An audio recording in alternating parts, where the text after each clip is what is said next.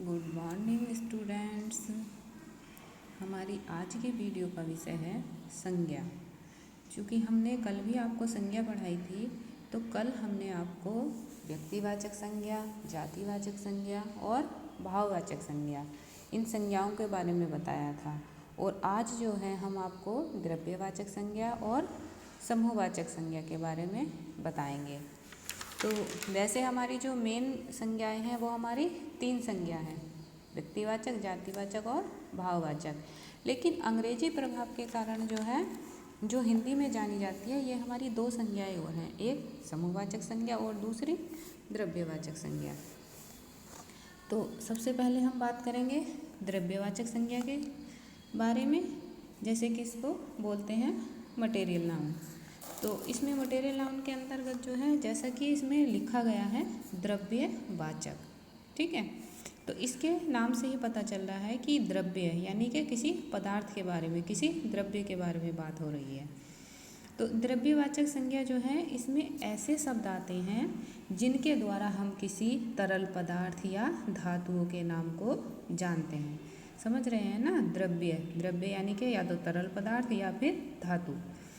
तो ऐसे नामों को जानते हैं, जैसे इसमें आप उदाहरण के तौर पर दूध हो गया, घी हो गया, कोयला हो गया, तेल हो गया, है ना, गेहूँ हो गए, चावल हो गए, लकड़ी हो गई, लोहा हो गया, सोना हो गया, चांदी, पीतल, ये सब जो हैं ये धातु के नाम हैं। आपके जो द्रव्य हैं, द्रव्य में आपके आएंगे दूध, घी, तेल, इस तरह से, जो यानी कि जिन चीज़ों को आप नाप तोल कर सकते हैं। तो इस तरह के जो हैं, और पदार्थों के नाम में आपके धातु जो हैं, जो धातु के नाम में आपके सोना, चांदी, पीतल, तांबा, लोहा, ये सब आएंगे। तो द्रव्यवाचक संज्ञा जो है वो वह संज्ञा है जिसके अंतर्गत हम ऐसे शब्दों का अध्ययन करते हैं, ऐसे नामों का अध्ययन करते हैं जो हमें किसी द्रव्य या पदार्थ के बारे में जानकारी देते हैं।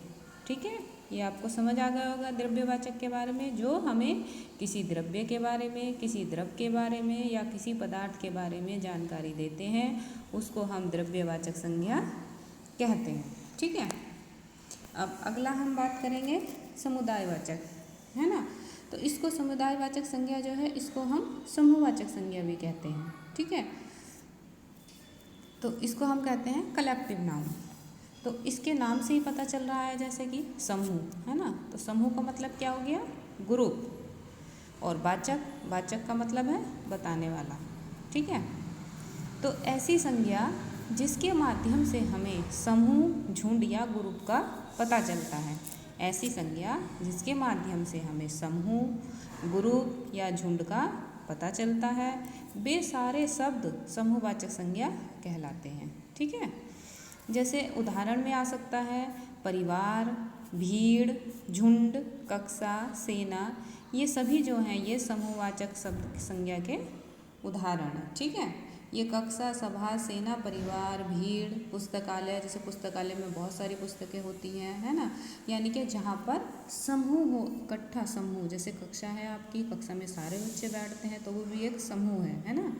इसी तरह से सभा है, सभा में बहुत सारे लोग बैठते हैं। तो इस तरह से यानी कि जहाँ पर जो है समूह इकट्ठा हो, जहाँ पर भीड़ हो, तो उसको हम क्या कहेंगे? समूहवाचक संज्ञा में आ जाएंगे वो सारी चीज़ें। तो ये जो है ये समूहवाचक संज्ञा का उदाहरण है। ठीक है, तो आज जो हमने आपको ये द्रव्यवाचक संज्ञा के बारे में बताया और समूहवाचक संज्ञा के बारे में बताया। अब मैं आपको बताती हूँ, जैसे हमारे यहाँ व्यक्तिवाचक संज्ञा है और जातिवाचक संज्ञा है।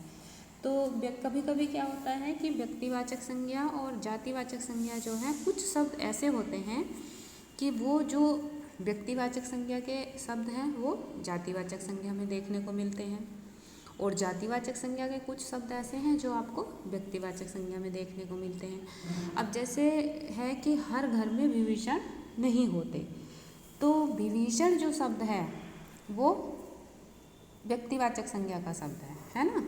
विभीषण किसको कहा गया है? रावण के भाई को, यानी कि एक नाम है वो विभीषण जो है रावण के भाई का।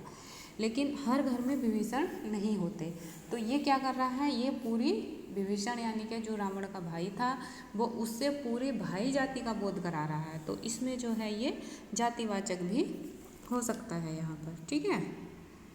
तो कुछ शब्द जो है हमारे ऐसे आ जाते हैं जिनके जो हमारे मतलब व्यक्तिवाचक संज्ञा में भी यूज होते हैं और जातिवाचक में भी यूज होते हैं। अब जैसे है शास्त्री जी एक ईमानदार नेता थे, ठीक है। तो उसमें क्या है कि शास्त्री जी एक ईमानदार नेता थे, तो इसमें जो है शास्त्री जी जो शब्द आया है, तो ये शास्त्री जी क्या है, शास्त्री जी किसी को भी शास्त्री कहते हैं, जो शास्त्री की डिग्री ले लेगा वो शास्त्री जी हो गया। लेकिन यहाँ पर कौन से शास्त्री जी की बात हो रही है, यहाँ पर जो लाल बहादुर शास्त्री जी हैं उनकी बात हो रही है, जो हमारे देश के प्रधानमंत्री थे।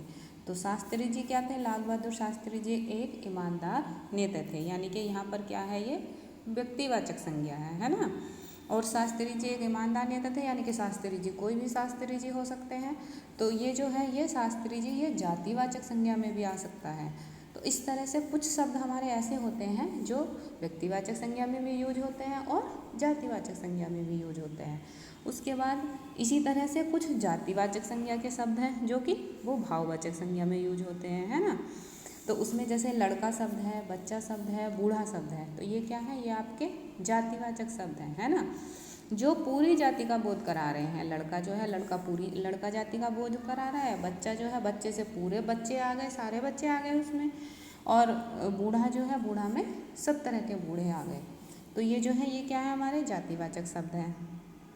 लेकिन अब लड़का से जैसे लड़कपन हो गया, ठीक है, बच्चा से बचपन हो गया, है ना, और बूढ़ा से बुढ़ापा।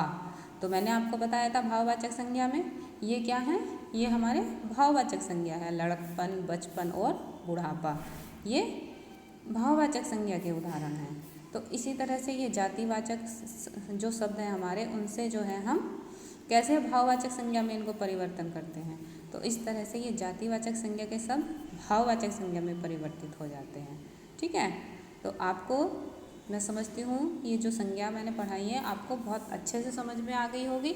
और अगर किसी को कहीं पर कोई कन्फ्यूजन है तो आप मुझे कॉल करके पूछ सकते हैं, ठीक है। Thank you.